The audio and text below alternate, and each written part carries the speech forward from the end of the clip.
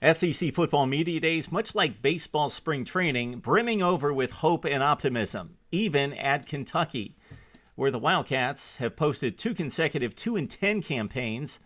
Only the second one of those, the responsibility of head coach Mark Stoops. This program, in terms of wins and losses, down just about as far as a program can be. 16 consecutive losses in the SEC going back to the finale of 2011. But there is actual hope. I'm talking about tangible hope. It's not smoke and mirrors. There's actually tangible evidence of resurrection in Lexington. So we're not necessarily, staying with our baseball analogy, talking about the San Diego Padres with a $35 million payroll or the Chicago Cubs with a AAA farm team trying to play Major League Baseball. At Kentucky, again, it's tangible. First with the facilities, bringing in top recruits because they're putting resources into football. So that's very important. At a school that's got the reputation of basketball first and being buried in football, they've poured in $120 million into a stadium renovation and also have the designs of a football-only facility that Mark Stoops says is top-flight, first-rate, state-of-the-art. Okay, that's going to bring in the recruits, and that's the other tangible evidence here. A top 20 recruiting class in 2014. Of course, in the SEC, that means they were like ninth in the SEC, but top 20 in the country after going 2-10, 2 consecutive years, is outstanding. And Mark Stoops was asked how he could possibly bring in that kind of haul with a reputation of Kentucky football, the non-tradition of Kentucky football, at least recently, and 2 consecutive 2-10 campaigns, 0-8 in the SEC back-to-back years. He didn't answer the question, though. He basically said, we work hard, Kentucky's got a great school, a great national brand, and we just beat the pavement. I wanted a better answer than that. He's doing a great job in the recruiting ranks, and I would love to get some insight into how you bring kids to Kentucky. Well, there was another question that kind of led into that. Mark Stoops is in a unique position in the SEC geographically. He's the northernmost school. He's right below Ohio, Pennsylvania, but most notably Ohio. So Ohio's a football fertile state, probably not as close to what it was in the 70s and 80s and even the 90s, but still a top 7 or 8 football state in producing top high school talent going to college.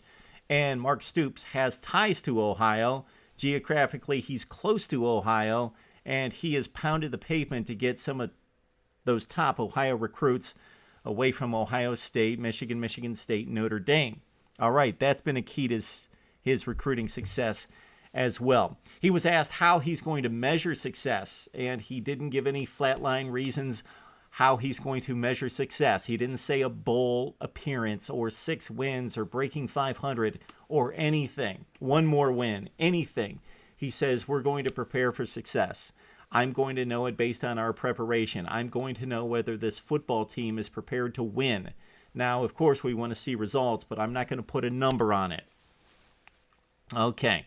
I think at the quarterback position, Kentucky has the people in place. They've got to be able to find out of one of these 3 prospects the guy for the future, the guy for this program and for this football team, even if he doesn't play like a franchise quarterback in 2014. So you got the 3-man race between the sophomore, Patrick Towles. He's 6'5", 238. You've got the guy that played the best in the spring practice sessions, according to Mark Stoops, Reese Phillips, most consistent in the spring. He's accurate with a football. He's a natural leader, and he limits the mistakes by the offense. And then you also have the multi-talented Drew Barker, the true freshman, who's probably the most talented throwing the football out of these 3 guys. But Mark Stoops would not give any clue as to who had the lead, except that, again, Reese Phillips had the best spring practice out of the 3. So it's Towles, it's Barker, it's Reese Phillips. Would love to hear, Kentucky fans, who you want to play quarterback in the opener for Kentucky in 2014. There's also some optimism because of the skill position players back on offense. You've got your leading returning rusher, JoJo Kemp, who was just a freshman in 2013, gained almost 500 yards with 4 touchdowns as a freshman. And you've got 4 of your top 5 most productive receivers coming back from last season as well, led by Javis Blue, who caught 43 and 4 touchdowns. On defense, of course, the depth is not where Kentucky needs it to compete with South Carolina, Georgia, Mizzou, and Florida. But along the front line, you've got Bud Dupree, who's an outstanding player, who's a great natural player who understands the scheme, the flow of the play, runs to the football, has great instincts. And then you've got, of course, Adarius Smith, who also made it to SEC Football Media Days.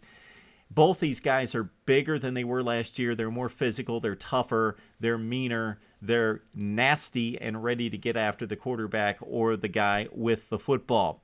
Kentucky football fans would love to hear what you have to say about your team. Is it smoke and mirrors?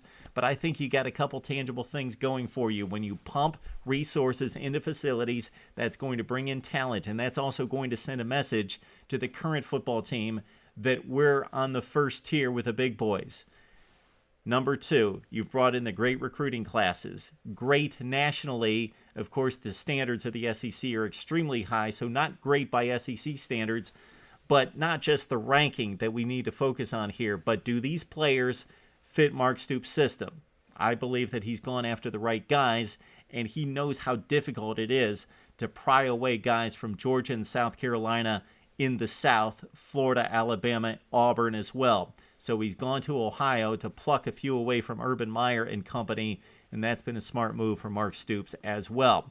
Kentucky football, would love to hear what you have to say right here on Mark Rogers TV.